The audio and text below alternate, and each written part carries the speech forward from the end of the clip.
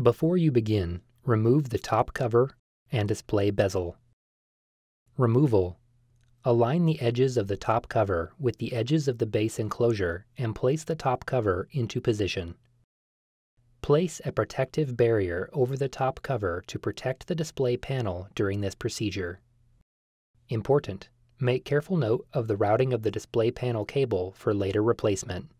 Remove the display panel cable from the routing channel on the display enclosure. Remove the four 3mm P0 Phillips head screws that secure the display panel to the display panel hinges. Lift the display panel off of the display panel hinges and set it face down on the top cover. Peel back the retention tape and disconnect the display panel cable from the display panel.